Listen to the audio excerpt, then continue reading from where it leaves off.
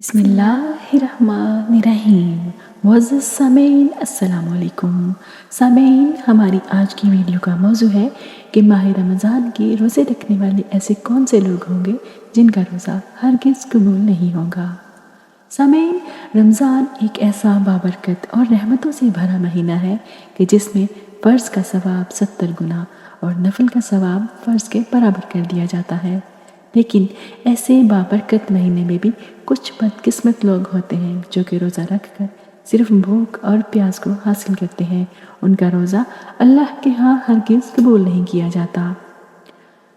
داماد رسول حضرت علی شیر خدا رضی اللہ تعالیٰ عنہ سے منسوب روایت میں لکھا ہے کہ دنیا میں 4 ایسے روزہ دار ہیں جن کا روزہ اللہ پاک قبول نہیں کرتا۔ حضرت ابو ہریرہ رضی اللہ تعالیٰ عنہ سے مروی ہے کہ نبی اکرم صلی اللہ علیہ وآلہ وسلم نے ارشاد فرمایا ہے کہ جو شخص ماہ رمضان میں ثواب کے نیت سے راتوں کو عبادت میں مشغول ہو جائے تو اس کے پچھلے تمام گناہ معاف کر دیے جاتے ہیں۔ یہاں ثواب کی امید رکھنے کا مطلب یہ ہے کہ عبادت صرف اور صرف اللہ تعالیٰ کی رضا کو حاصل کرنے کے لیے کی جائے۔ یہ عبادت شہرت حاصل کرنے کے لیے لوگوں کے سامنے دکھاوا نہیں ہونی چاہیے۔ قرآن پاک کو اللہ تعالیٰ نے رمضان میں نازل فرمایا، اس لیے مسلمان رمضان میں قرآن پاک کی زیادہ سے زیادہ تلاوت کرتے ہیں۔ نبی اکرم صلی اللہ علیہ وآلہ وسلم نے ساری رات اللہ تعالیٰ کی عبادت میں گزاری، جس کی گواہی قرآن پاک دیتا ہے۔ اللہ تعالیٰ قرآن پاک کی سورہ المزمل میں فرماتا ہے، اے چادر اوڑھنے والے نبی، رات میں تھوڑا قیام کرے، آدھی رات یا اس سے کچھ کم یا اس سے کچھ زیادہ، اور قرآن کو ٹھہر ٹھہر کر پڑھے۔ روزہ گناہوں کو بڑی تیزی کے ساتھ ختم کرتا ہے۔ یہ سب سے اہم بدنی عبادت میں شمار ہے۔ روزہ رکھنے سے نہ صرف مسلمانوں کے گناہوں کو معاف کر دیا جاتا ہے بلکہ آئندہ گناہوں سے باز رکھنے کے لیے ایک بہترین تربیت ہے۔ عبادتوں میں سے روزے کو ایک اہم مقام اور رتبہ دیا گیا ہے، لیکن کچھ ایسے مسلمان بھی ہیں جن کے روزے اللہ تعالیٰ قبول نہیں کرے گا۔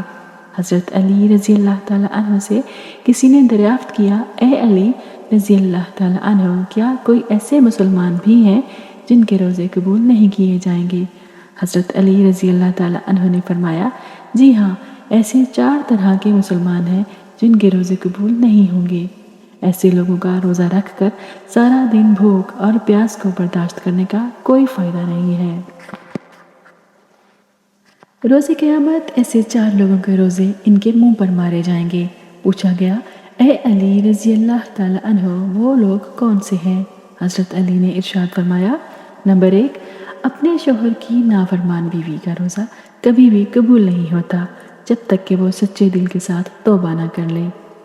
معزز سامعین، حضرت علی رضی اللہ تعالیٰ عنہ کو اللہ تعالیٰ نے بے شمار علم سے نوازا ہے۔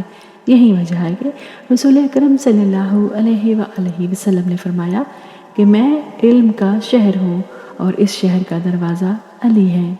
چنانچہ حضرت علی رضی اللہ تعالیٰ عنہ نے فرمایا کہ جس عورت کا خاوند اس سے ناراض ہو تو اس عورت کا روزہ قبول نہیں ہوگا۔ سارا دن بھوک اور پیاس کے علاوہ اس کو کچھ حاصل نہیں ہوگا۔ نافرمان بیوی کا روزہ اللہ تعالیٰ کے ہاں اس وقت تک قبول نہیں ہوتا جب تک کہ وہ سچے دل کے ساتھ توبہ نہ کر لے۔ قرآن پاک کی سورہ روم آیت نمبر 21، جس کا ترجمہ یوں ہے کہ اس کی نشانیوں میں سے ہے کہ تمہاری ہی جنس سے بیویاں پیدا کی گئی ہیں تاکہ تم آرام پاؤ، اور اس نے تمہارے درمیان محبت اور ہمدردی قائم کر دی۔ یقیناً غور و فکر کرنے والوں کے لیے اس میں بہت زیادہ نشانیاں ہیں۔ قرآن پاک کی سورہ نساء آیت نمبر 23، جس کا ترجمہ یوں بیان کیا جاتا ہے، مرد عورت پر حاکم ہے اس وجہ سے کہ اللہ تعالیٰ نے ایک دوسرے پر فضیلت دی ہے۔ اس وجہ سے مردوں نے مال خرچ کیے ہیں۔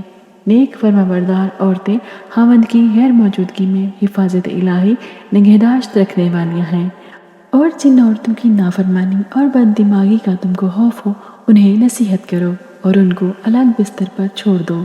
اگر وہ باز نہ آئیں تو پھر ان کو مار کی سزا دو تاکہ وہ تابعداری کریں، تو ان پر راستہ تلاش نہ کرو، بے شک اللہ تعالیٰ بڑی بلندی اور بھلائی والا ہے۔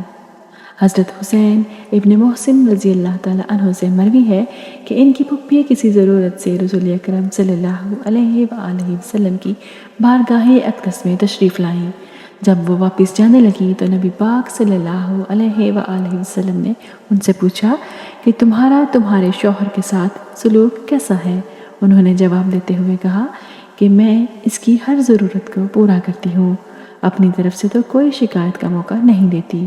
نبی پاک صلی اللہ علیہ وآلہ وسلم نے فرمایا، اپنے خاوند کا پورا خیال رکھا کرو، وہیں تمہاری جنت اور جہنم ہے۔ اگر اس کے ساتھ اچھا سلوک کرو گی تو جنت میں جاؤ گی، اگر اس کے ساتھ بد سلوکی رکھو گی تو جہنم میں جاؤ گی۔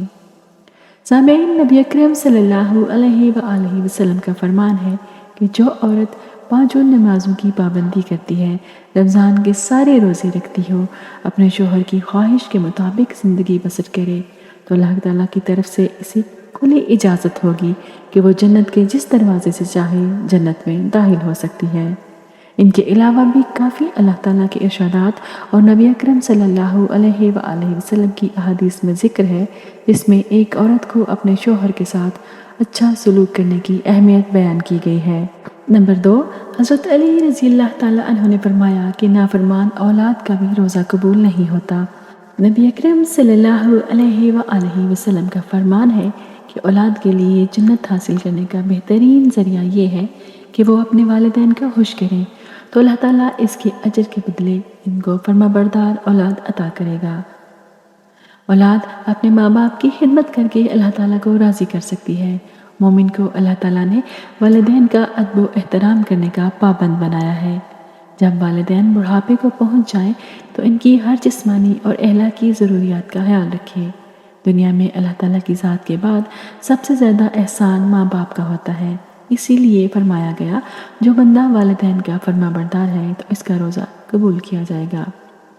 وہ غلام جو اپنے مالک کو چھوڑ کر بھاگ گیا ہو، جب تک وہ اپنے وہ مالک کے پاس نہیں آ جاتا تب تک اللہ تعالیٰ اس غلام کے روزے کو قبول نہیں کرتا۔ نمبر 4، حضرت علی رضی اللہ تعالیٰ عنہ کا فرمان ہے کہ جو بندہ اپنے امام کی اطاعت نہیں کرتا، اس کا نافرمان ہے تو اس کا روزہ بھی قبول نہیں ہوتا۔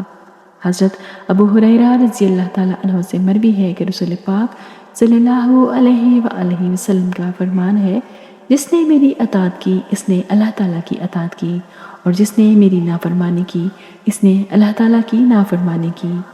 قرآن پاک کی سورہ نساء آیت نمبر 59 میں اللہ تعالیٰ کا ارشاد ہے کہ رسول اکرم صلی اللہ علیہ وآلہ وسلم کی اطاعت کے بعد امام وقت کی اطاعت کے بارے میں یہ حکم ہے، اے ایمان والو، حکم مانو اللہ تعالیٰ کا اور حکم مانو رسول اکرم صلی اللہ علیہ وآلہ وسلم کا اور ان کا جو تم پر حکومت والے ہیں۔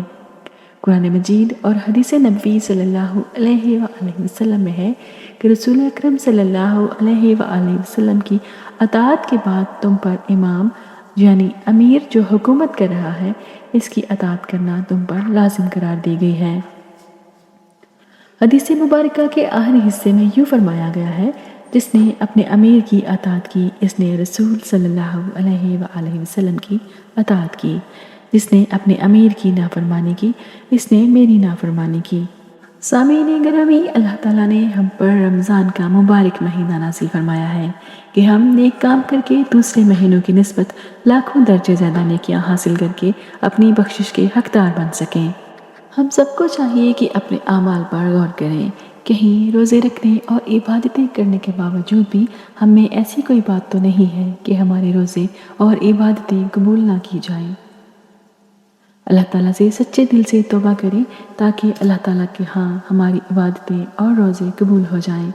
اللہ تعالیٰ سے دعا ہے ہم سب کو ان تمام برائیوں سے بچنے کی توفیق عطا فرمائے اور کامل ایمان اور خلوص کے ساتھ روزے رکھنے اور دعائیں مانگنے کی توفیق عطا فرمائے، آمین۔ معزز سامعین، آپ بھی کمنٹ باکس میں ضرور آمین لکھیے۔ سامعین، مجھے امید ہے کہ آپ کو آج کی ویڈیو پسند آئی ہوگی اور آپ اسے اپنے دوستوں کے ساتھ ضرور شیئر کریں گے۔ اگر آپ میرے چینل پر نئے ہیں تو اسے ابھی سبسکرائب کر لیجئے اور بیل آئیکن کو دبائیے تاکہ آپ کو مزید معلوماتی ویڈیوز بر وقت ملتی رہیں۔ اپنا اور دوسروں کا بہت سارا خیال رکھیے۔ زہرا آپا کو اجازت دیجیے، پھر ملیں گے انشاءاللہ۔ اللہ حافظ۔